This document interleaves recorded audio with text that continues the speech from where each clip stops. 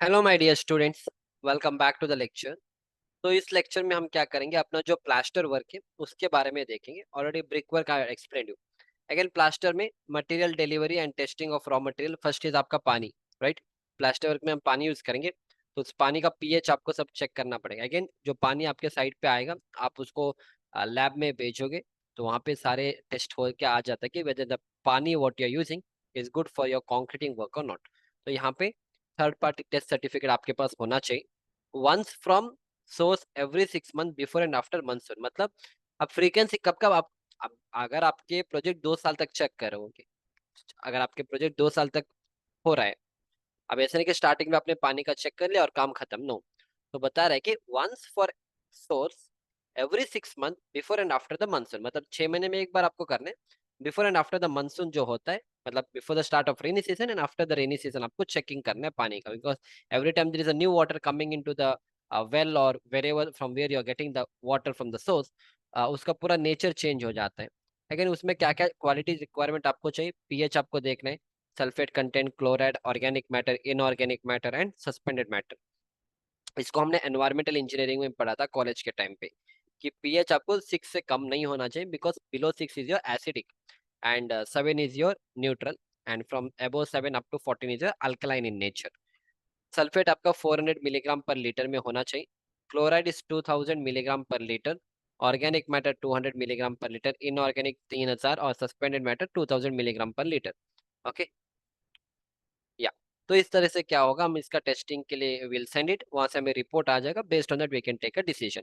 इन case अगर मान लो इसमें कुछ कंटेंट ज्यादा कम है, then we add certain chemicals so that we can regulate that. ठीक है। सीमेंट अगेन सेम थिंग, जैसे हमने ब्रिक वर्क में देखा था, same thing is cement here. Sand भी सेम है, ग्रेडिंग भी सेम है, फाइनेस मॉड्यूलस फाइनेस मॉड्यूलस भी सेम है। नेक्स्ट स्टोरेज, जब भी कोई मटेरियल साइट पे आएगा आपको सही से स्टोर करना पड़ेगा। ग्राउंड से ऊपर एक प्लेटफॉर्म बनाओ, उसके बाद ही आप स्टोर करो। ठीक है, या नेक्स्ट इज प्लास्टरिंग वर्क में क्या क्या चेकिंग करना पड़ेगा। First is plastering clearance, electrical conduct and other embedment clearance. मतलब प्लास्टरिंग स्टार्ट करने से पहले जितने भी इलेक्ट्रिकल का जो चेजिंग का काम होना चाहिए, जो चिपिंग करके जो इनको सर्किट बॉक्स और जो भी इनको वायरिंग का कॉन्ड्यूक्ट लेके जाना चाहिए, दैट दे शुड फिनिश। उसके बाद ही हम प्लास्टरिंग का काम स्टार्ट करेंगे। अगर प्लास्टरिंग फर्स्ट करोगे, फिर ये लोग आके पूरा इसको फिर से तोड़ देंगे। दैट इज वाई फर्स्ट उन इलेक्ट्रिकल डिपार्टमेंट से आपको क्लियरेंस मिलना चाहिए। सेकेंड इज सरफेस क्लीनिंग, मतलब no oil, dust, concrete efflorescence, no shutter material stick to the plaster area. Next is check for the opening size, जहाँ पे भी window और डोर आ रहे हैं तो वहां पे आपको सही से उसका चेक कर लो। आप कितना भी ब्रिक वर्क करो, हो सकता है 10 20 mm इधर उधर चला जाएगा। जब आप प्लास्टरिंग करोगे, मेक श्योर कि आप सही से प्लास्टरिंग करोगे, ताकि जब आप विंडो का फिक्सिंग करोगे वहां पे फिर से आपको तोड़ने की जरूरत नहीं। एक्चुअली होता क्या, मान के चलो आपके पास एक ओपनिंग है, ये आपका ओपनिंग है जो लेटेस्ट कंसिडर कि 1200 बाय 1200 का है। और जब आप प्लास्टरिंग करोगे तो आप क्या करोगे, यहाँ से 10 mm और यहाँ से 10 mm का ऑफसेट छोड़ के प्लास्टरिंग करोगे। अगर ज्यादा प्लास्टरिंग करोगे तो आपका विंडो जो है रेडीमेड बन के आ जाएगा, वो अंदर नहीं लगा सकते, फिर उसमें आपको चिपिंग करना पड़ेगा। तो इसलिए आप गैप थोड़ा छोड़ा ज्यादा ही रख दो, दोनों तरफ 10 10 mm एक्स्ट्रा ही रखो। जब जैसे आप विंडो का फिटिंग करोगे, फिर वहां पे एडिशनल आप सपोर्ट देके उसका प्लास्टरिंग अलग से बना सकते हो। अगर आप ज्यादा करोगे फिर वहां पे चिपिंग करना पड़ेगा। ठीक है, चलो। Next is hacking of concrete surface. Hacking मतलब जहाँ पे भी हम प्लास्टरिंग करेंगे, जो मोर्टार है, जो सीमेंट का मोर्टार है, उसको अच्छे से बॉन्डिंग चाहिए ऑन अ प्लास्टर सरफेस। तो उसके लिए हम क्या करेंगे, एक रफ सरफेस बनाएंगे। रफ सरफेस में हम हैमर से सारे हैकिंग करेंगे। हैकिंग मतलब ऑलरेडी शो रही इस तरह से है ना, जैसे हैमर से हम प्लास्टर हम ब्रिक के ऊपर हम इस तरह से हथौड़ी से मारेंगे, ताकि it will create a rough surface, so that आपका बॉन्डिंग अच्छा रहेगा। तो कैसे करोगे, 50 mm centre to centre in both direction and 10 mm deep. मतलब आपको हर 50 50 mm में, अगर ये आपका प्लास्टर्ड सरफेस है, if this is your plastered surface to be plastered surface, तो आपका जो हैकिंग होगा ना, हर 50 mm के ऑफसेट पे, हर 50 mm पे आप इस तरह से हैकिंग करोगे, 10 10 mm का डेप्थ। ओके, हथौड़ी से आप मारते, जब आप 10 10 mm होता है, you don't go and check whether it is 10 mm और नॉट, आप बस ऐसे हथौड़े से ऐसे मारते जाओ, दैट इज सफिशियंट। और 50 50 की गैपिंग में आप इससे मारोगे, ताकि it will create a rough surface, and इसके बाद आपका प्लास्टिंग ढंग से हो जाएगा। ठीक है, चलो। Fixing of chicken mesh at brick work and concrete junction, already we are seen that. जहाँ पे भी आपका ब्रिक एंड कॉलम का जंक्शन आएगा, वहां पे हमें मेश फिक्सिंग करना होगा, चिकन मेश और अर्पिता मेश जो मार्केट में अवेलेबल है, so that there won't be a crack. So again, all joints between the concrete and masonry shall be covered with a 24 GI chicken mesh strip, जिसका जो wide होता है 300 में वाइड होता है. Place equally on either side of a joint fix with a nail, और उसका जो स्पेसिंग होगा 150 सेंटर टू सेंटर उसका स्पेसिंग पे आपको लगाना पड़ेगा. ठीक है.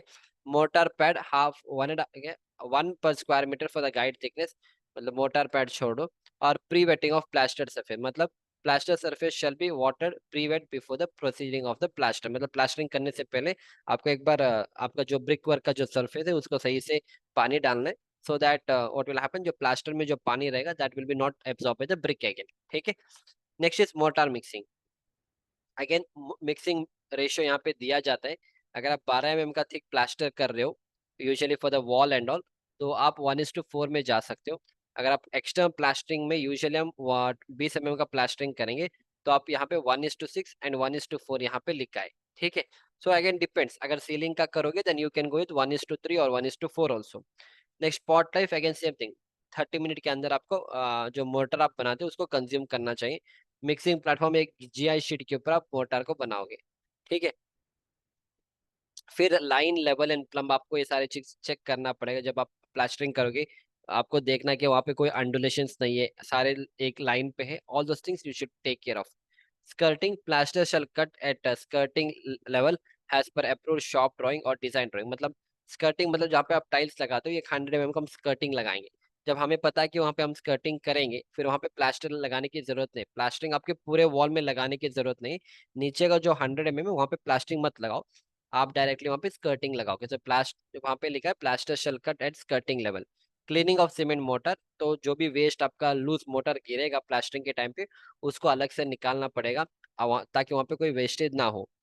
Marking of date of plastering, this also very important. जब भी आप प्लास्टरिंग करोगे अपने वॉल का, जैसे मान लो आज अपने वॉल का आपने प्लास्टरिंग किया, तो नेक्स्ट डे कल आप उसमें क्यूरिंग स्टार्ट करोगे, तो कल सुबह आके आप फर्स्ट उसके ऊपर मार्कर से लिखोगे कि इसका प्लास्टरिंग कल हुआ था, ताकि हमें आइडिया लगेगा कि आगे जाके कि हम उसमें सही से क्यूरिंग करेंगे.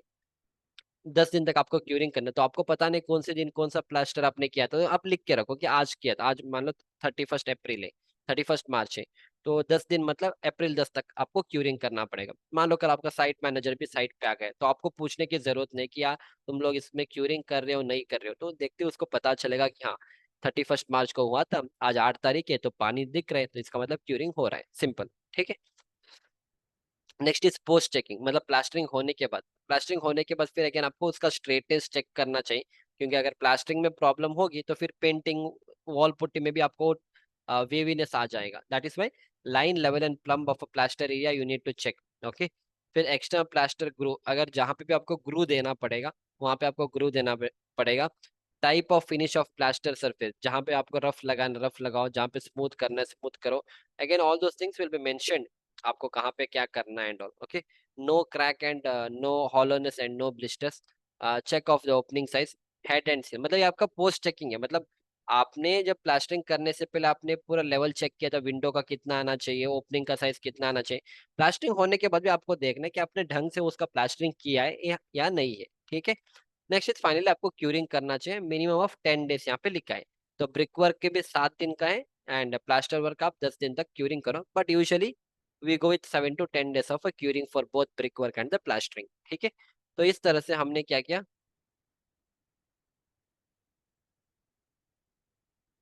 हम्म, तो इस तरह से हमने क्या किया, सारे प्लास्टरिंग का जो भी हमें समझना था quality point of view, that is quality plan, quality assurance and all, you understood that. So we'll see you back in the next lecture. Thank you.